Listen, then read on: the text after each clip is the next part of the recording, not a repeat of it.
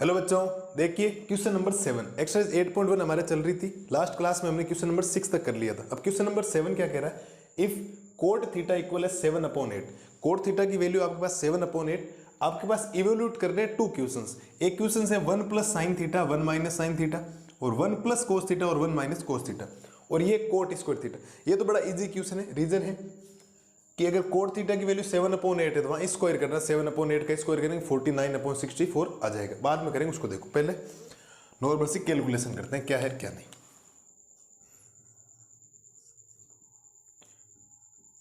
पहले तो आपके पास है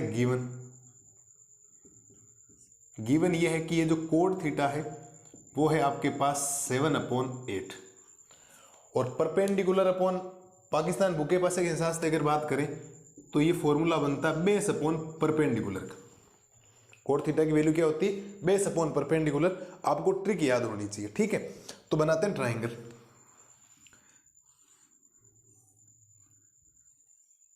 ये ट्राइंगल में ए, ये हो गया बी, ये हो गया सी, ये हो गया 90। अब थीटा बोला है तो थीटा मैं यही लूंगा नीचे, क्योंकि इजी रहेगा। या कोई ए का सी का नहीं बोला, थीटा ले लिया हमने यहाँ।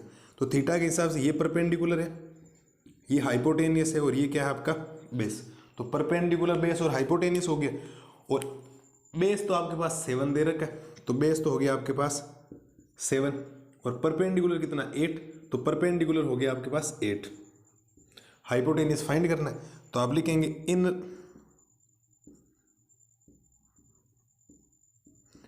In right angled triangle ABC from Pythagoras theorem.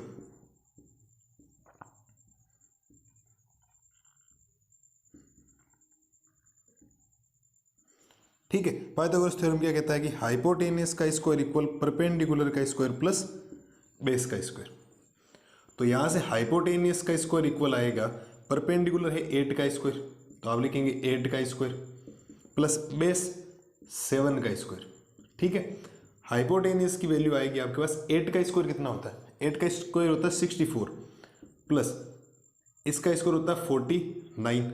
तो हाइपोटेनियस का स्क्वायर आएगा 9 और 4 हो जाएगा 13, कैरी गया 1, 6 और 4 10, 10 और 1 हो जाएगा 11। तो हाइपोटेनियस की वैल्यू आएगी आपके पास √113। √113 ये आपके पास हाइपोटेनियस आया बेटा। क्या आया, हाइपोटेनियस। और हाइपोटेनियस ट्राइंगल में पुट कर देते हैं तो हाइपोटेनियस आया आपके पास √113। मेरे हिसाब से यहाँ तो कोई क्वेश्चन में अभी तक कोई दिक्कत नहीं होनी चाहिए। हमने नॉर्मल से क्वेश्चन किया। क्वेश्चन नंबर 6 थोड़ा सा अलग आया था। क्वेश्चन 5 तो ये काम करता है कि कोट थीटा है 7/8, परपेंडिकुलर PBP और HHB। ट्रिक ये कहती है कि ये होता है B/P, बेस अपॉन परपेंडिकुलर। तो थीटा हमने ये लिया, थीटा ये लेती है, इसके ऑपोजिट परपेंडिकुलर, ये बेस और हाइपोटेनियस।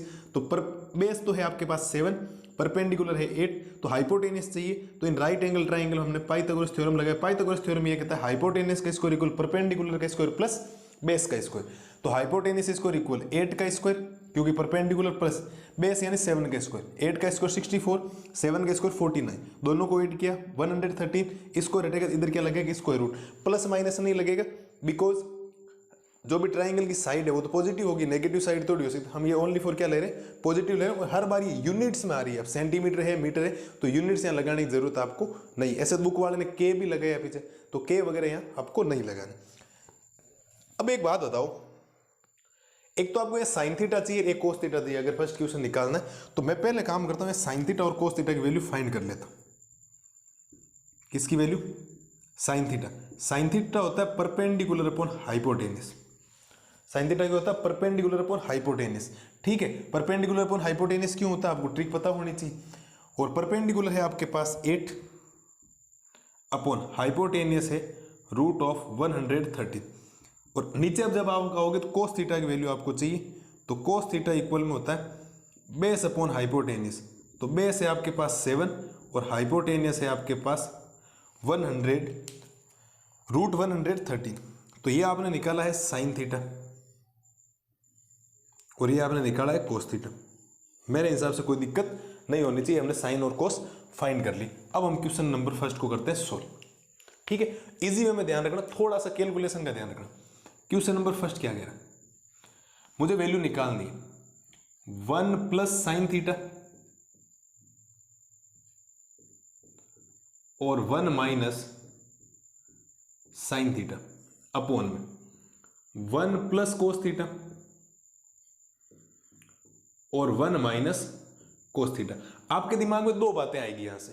दो बातें ये आएगी कि एक तो आप सीधा काम कर देंगे 1 प्लस साइन थीटा की जगह 8 अपॉन 100√13 रखेंगे, फिर 1 माइनस साइन थीटा की वैल्यू पुट करेंगे, 1 प्लस कोस थीटा की जगह 7 अपॉन √113 करेंगे। ऐसे करेंगे, कैलकुलेशन करें, उससे कैलकुलेशन थोड़ी सी हार्ड हो जाएगी। इसकी बजाय आप एक काम कर दें कि यहाँ फॉर्मूला बन गया। फॉर्मूला क्या बन गया आपके, कौन सा फॉर्मूला बना है? तो देखो ये a प्लस बी, ये a माइनस बी है। तो a plus B, a minus B क्या होता है?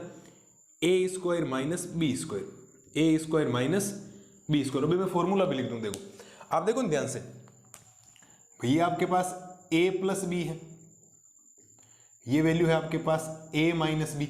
और ट्रिग्नोमेट्री आइडेंटिटीज क्या कहती है, नहीं एल्जेब्रिक आइडेंटिटीज क्या कहती है? a plus B, a minus B equals में होता है a square minus B square. तो a square minus B square, आपको 1 का स्क्वायर तो नहीं किया, तो 1 का स्क्वायर क्या होता है? 1 ही होता है, इसीलिए नहीं किया। ठीक है। और नीचे भी आइडेंटिटी बन रही है, देखो a plus B, a minus B, तो आइडेंटिटी बनेगी 1 माइनस कोस स्क्वायर थीटा। ठीक है, 1 माइनस कोस स्क्वायर थीटा। और साइड में मैं आइडेंटिटी लिख रहा हूं। आइडेंटिटी क्या कहती है कि a माइनस बी और a प्लस बी जो होता है वो होता है आपके पास a square minus B square, a square minus B square की आइडेंटिटी लगे। अब देखो एक काम बताओ, यहाँ साइन थीटा 2 टाइम्स पुट करना था, यहाँ कोस थीटा 2 टाइम्स पुट करना था। अब साइन थीटा और कोस थीटा आपको ओनली फॉर कितने टाइम्स पुट करना? 1 टाइम्स पुट करना। इससे कैलकुलेशन बहुत ईजी होगी। देखो अब वैल्यू सोचना, 1 की जगह तो 1 माइनस साइन थीटा की जगह है 8 अपॉन √113, 1 अपॉन 8 अपॉन 100√13। और इसका आपको क्या करना है? स्क्वायर, बिकॉज यहाँ साइन का क्या हो रहा है? स्क्वायर। साइन का स्क्वायर रहता है, स्क्वायर करो, क्यूब हो रहा है तो क्यूब करो, क्यूब कुछ भी नहीं हो रहा, एज इट इज वैल्यू। फिर नीचे आएगा 1 माइनस कोस की जगह है 7 अपॉन √113, और यहाँ पर भी कोस स्क्वायर हो रहा है, तो यहाँ पर भी इसका क्या हो जाएगा? स्क्वायर। थोड़ा ध्यान देना, ये हो जाएगा 1 माइनस इस 8 का स्क्वायर होता है 64 अपॉन रूट का जब भी स्क्वायर करो रूट क्या हो जाता है? हट जाता है। तो ये आएगा 113। नीचे क्या आएगा? 1 माइनस 7 का स्क्वायर होता है आपके पास 49 अपॉन में √113 का स्क्वायर आ जाएगा आपके पास, रूट हट जाएगा, रूट क्या हो जाएगा? हट जाएगा। अब आप एलसीएम ले लें यहां से, तो एलसीएम लेंगे तो एलसीएम ऊपर वाले का एलसीएम आएगा √113, तो ये इधर मल्टीप्लाई हो जाएगा, तो 113 माइनस 64, और नीचे भी एलसीएम आएगा 113, तो ये भी मल्टीप्लाई हो जाएगा इधर, तो 113 माइनस 49। तो ऊपर वैल्यू बचेगी, ऊपर वैल्यू क्या बचेगी? 113 में 64 जाएगा, तो ये तो हो जाएगा आपके पास कितना बचेगा? बोलो कितना बचेगा? ये देखो 36 और 13, 49 बचेगा ऊपर, तो 49 अपॉन 113 बचेगा, और नीचे बचेगा 64 अपॉन 113 बचेगा। तो हमेशा ध्यान रखना, जब अपॉन के अपॉन में हो तो ऊपर वाली वैल्यू तो रहेगी सेम, नीचे वाली हमेशा रेसिप्रोकल में होगी। हमेशा क्या होगी? रेसिप्रोकल में, मतलब 113 अपॉन आएगा ये 64, और एक दो वैल्यू आपके कैंसिल हो रही है कि 113 से 113 क्या हो जाएगा? कैंसिल। और जो फाइनल आपके पास रिजल्ट बनेगा वो बनेगा 49 अपॉन 64। ये इस क्वेश्चन का आपके पास फाइनल क्या है बेटा? आंसर है। क्वेश्चन लगने में बहुत बड़ा है, बात बिल्कुल भी ऐसा नहीं है कि हमने एक आइडेंटिटी लगाई a plus B, a minus B, तो a square minus B square. ऐसे 1 माइनस साइन स्क्वायर थीटा भी एक आइडेंटिटी बनेगी कोस स्क्वायर थीटा की, जब हम 8.3 का इंट्रोडक्शन पढ़ेंगे। लेकिन अभी उसमें 8.3 के इंट्रोडक्शन में आपको नहीं बताना चाह रहा हूँ कि आप पहले ये कर रहे हैं जो हम काम करते हैं उसके के हिसाब से कर लें। और 1, क्योंकि 1 माइनस ये कोस स्क्वायर थीटा बनेगा, ये भी साइन स्क्वायर थीटा बनेगा, वो कोट स्क्वायर थीटा बन जाएगा, वापस कुछ करना ही नहीं पड़ेगा आगे आपको। ठीक है, लेकिन नहीं, हम ट्रिग्नोमेट्री आइडेंटिटीज में भी जा ही नहीं रहे। ट्रिग्नोमेट्री आइडेंटिटीज तो 8.2 टेबल ट्रिग्नोमेट्री हम पढ़ेंगे ना, उससे जस्ट आगे की बात है, तो उससे पहले पहले का अभी पढ़ रहे हैं। तो 1 minus sine square theta, 1 minus कोस, 1 माइनस साइन थीटा की वैल्यू 8 अपॉन √113 इसका स्क्वायर, 1 माइनस कोस थीटा की वैल्यू 7 अपॉन √113 स्क्वायर। क्या कैलकुलेशन की? एलसीएम लिया। एक बात आपको सीखने की है कि जब अपोन के अपोन में हो तो अपोन के अपोन ऊपर वाली वैल्यू सेम रहेगी, नीचे वाली हमेशा उल्टी, मतलब न्यूमरेटर डेनोमिनेटर में चेंज हो जाएगा, डेनोमिनेटर न्यूमरेटर में। तो 130 से 113 कैंसिल हो गया, तो 49/64 आंसर आ गया। अभी क्वेश्चन खत्म नहीं हो, अभी एक सेकंड क्वेश्चन और है। सेकंड क्वेश्चन कौन सा? सेकंड क्वेश्चन है question number second. Question number second है कि कोट स्क्वायर थीटा की आपको वैल्यू बतानी। तो कोट थीटा की वैल्यू है 7/8, कोट थीटा की वैल्यू है ना 7/8, और इसका स्क्वायर हो रहा है तो इसका भी आप क्या कर दो स्क्वायर, तो वैल्यू आएगी आपके पास 49/64, 49/64, और दोनों आंसर सेम ही आए दोनों क्वेश्चनों के, क्योंकि क्वेश्चन में सेम बन गए वापस। ठीक है, कोट थीटा की वैल्यू 7/8 है, स्क्वायर हो रहा था, स्क्वायर करना, क्यूब हो रहा था आपको क्यूब करना। ठीक है, तो ये हो गया 49/64। ये है क्वेश्चन नंबर 7 का सॉल्यूशन। थोड़ा सा ढंग का क्वेश्चन है, थोड़ा लेंथी क्वेश्चन है, कैलकुलेशन ध्यान रखनी। मिलते हैं जल्दी नए वीडियो में क्वेश्चन नंबर 8 का सॉल्यूशन लेके, तब तक के लिए थैंक यू।